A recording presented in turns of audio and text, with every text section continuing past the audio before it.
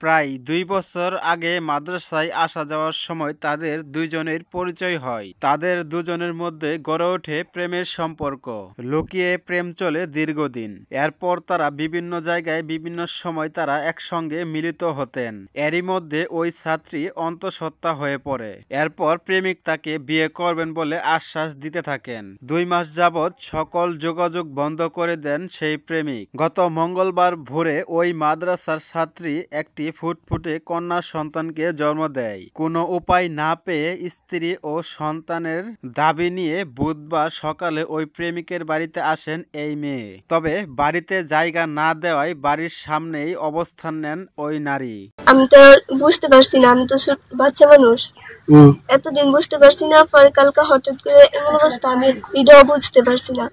অভিযুক্ত প্রেমিকের নাম মোহাম্মদ তানজিল ইসলাম ও তার বাবার নাম ইবাদুল ইসলাম। তানজিল জানান ওই মেয়েকে তিনি চিনেন না, জীবনে কোনোদিন দেখাও হয়নি তার সাথে।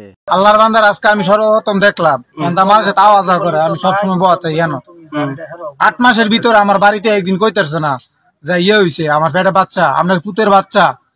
তানজিলের বাবা জানান তার ছেলে এমন কাজ করতেই পারেন না। ডিএনএ পরীক্ষা করে প্রমাণিত হলে মেয়েকে এবং সে নাতিকে মেনে নেবে। পুলিশ জানায় এই বিষয়ে কেউ অভিযোগ করেনি। অভিযোগ পেলে আইনগত ব্যবস্থা নেওয়া হবে।